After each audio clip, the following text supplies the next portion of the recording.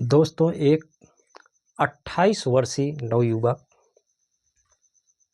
वेश्याओं के कोठे पे पहुंचता है। तो जब अंदर प्रवेश करता है तो क्या देखता है कि कई लड़कियां बैठी हुई हैं। अंदर वह महिला मैनेजर से मिलता है। मैनेजर उसको लड़कियां दिखाने के लिए कहती हैं। लड़कियों को देखता है। एक लड़की कमरे में गुमसुम सी बैठी हुई है, क्योंकि लड़कियां पहले दिखाई जाती हैं, उसके हिसाब से पैसे फिक्स किए जाते हैं उनके साथ समय बिताने के लिए। ऐसे ही लड़का हुआ एक गुमसुम लड़की को चयन करता है और महिला मैनेजर से मिलता है। उसके दाम जो होते हैं वो उसको बताया जाता है। इसके बाद वो रुपए अदा करता है और दोनों एक साथ एक कमरे में चले जाते हैं। साथियों नमस्कार, हमारे चैनल पे आपका स्वागत है मित्रों। और थोड़ा सा निवेदन है कि वीडियो को लाइक और सब्सक्राइब कर दीजिए।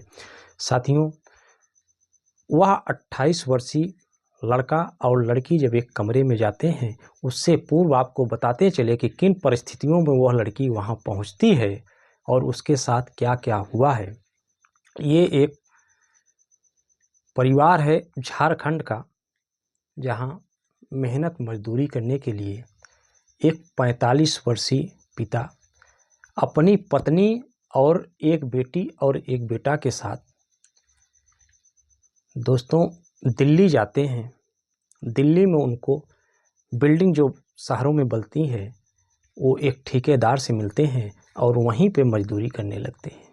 उनकी 18 वर्षीय बेटी इसी मजदूरी वहीं सभी लोग कर रहे होते हैं कि उनकी बेटी का एक लड़के से परिचय हो जाता है, मित्रता हो जाती है। जब दोनों बेटी देखने में भी ठीक ठाक थी, चेहरे अच्छे थे, गरीब थी, तो क्या हुआ, तो उस बच्ची के जब उस लड़के से मित्रता हो गई तो साथ में आना जाना मार्केट बाहर भी होने लगता है। काफ़ी समय से दोनों वहाँ रहते थे। तो लड़के के दिमाग में अब क्या सूझा कि एक दिन वह लड़की को लेकर मार्केट जाता है और मार्केट जाने के बाद लड़की अपने घर पर ही नहीं पहुंचती। उसको वह लड़का उस कोठे पे बेच देता है। बेचने के बाद इधर माता पिता काफ़ी परेशान होते हुए हैं। लड़की उधर मजबूरी और दलदल में उस कोठे पे पहुंच जाती है।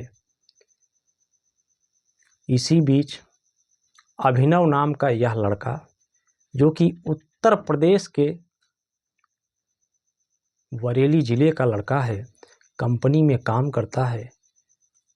अपने कंपनी के टाइम से जब छुट्टी होती है तो एक दिन इसके मन में विचार आता है। यह भी उसी कोठे में पहुंच जाता है साथियों। और कोठे पे जाने के बाद जब ये लड़कियों के हाव भाव और चेहरों के देखता है तो एक गुमसुम सी लड़की बैठी हुई थी, उसी को यह पसंद कर लेता है। इसके बाद बहरहाल वहाँ जो रेट वगैरह उस लड़की के फिक्स होते हैं वो उसको जमा करता है और दोनों साथ में जाते हैं। जब कमरे में अंदर जाते हैं तो जब लड़की अकेली उस लड़के को पाती है तो देखकर लड़की रोने लगती है।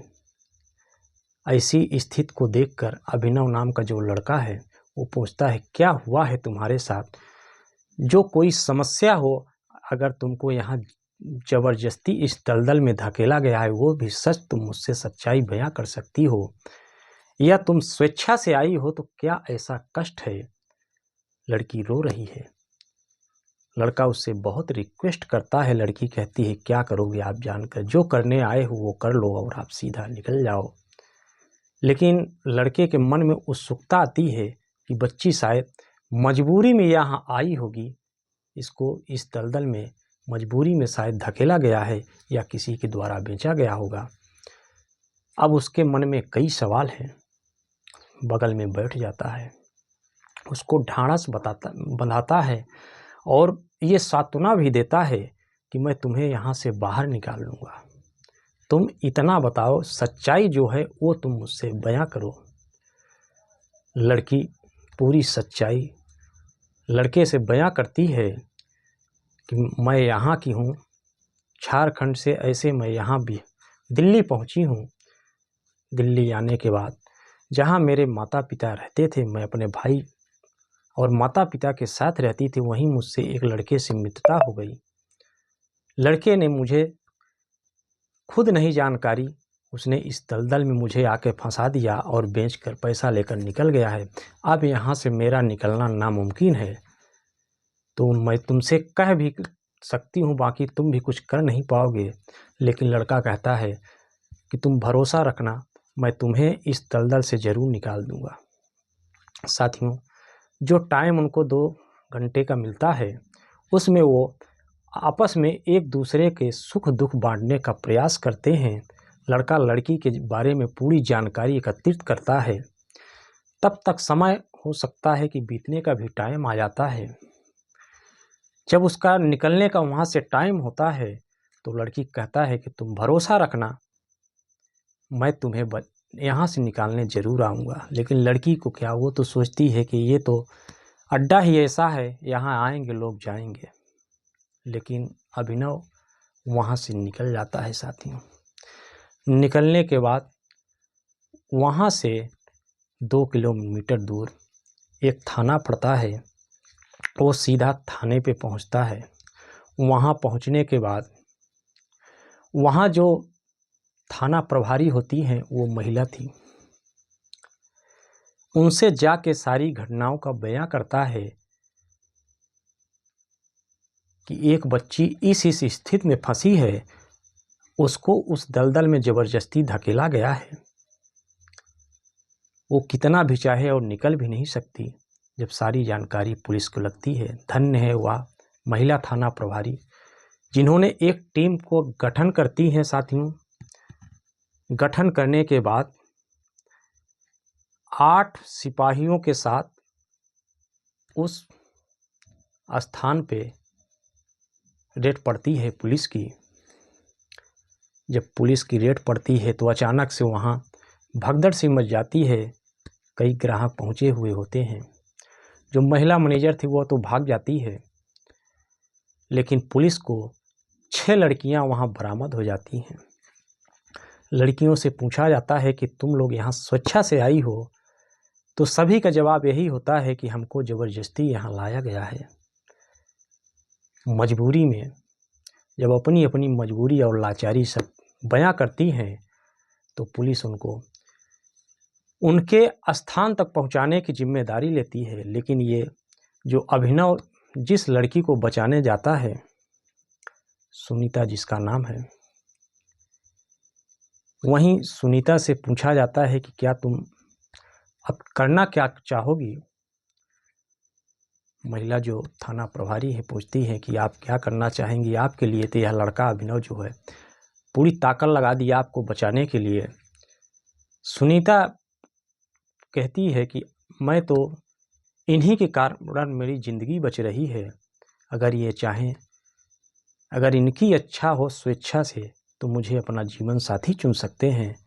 मैं तो मान ही चुकी हूँ, चूँकि मुझे तो इन्होंने बचाया है। साथियों, हर थानों में आप देखे होंगे मंदिर होते हैं। उसी थाने परिसर में मंदिर में ही महिला थाने प्रभारी और कुछ सिपाही की मौजूदगी में सुनीता और अभिनव को माला, भगवान को साक्षी मानकर माला पहनाया जाता है। दोनों शादी के परिणय में बंध जाते हैं और एक अभिन्न जिंदगी की दोनों की शुरुआत होती है। जो बच्ची जिसको अपनी जिंदगी की आस नहीं थी उस दलदल में फंसने की, और जब वहाँ फंस जाती है तो उसको जीवन से आशा जिसकी ख़त्म हो चुकी थी कि मैं यहाँ से कभी नहीं निकल पाऊँगी, लेकिन जब वो खुले विचारों से, खुले मन से बाहर जब जाती है, बड़े ही अच्छे ढंग से उस लड़की के साथ उसका वरमाला भी हो जाता है। ठीक ठाक भी लड़का होता है, दिल का बड़ा नेक होता है, तो उसके मन में खुशियां हैं, उसके माता पिता को भी बुलाया जाता है और एक नई आशा के साथ एक नया जीवन की शुरुआत होती है। दोस्तों साथियों, इस वीडियो के माध्यम से मेरा किसी का दिल दुखाना नहीं था, बल्कि आपको जागरूक करना था साथियों। और सुनीता और अभिनव की एक सुंदर लाइफ की शुरुआत होती है और प्रेम भरी लाइफ का आनंद ले रहे हैं साथियों। नमस्कार।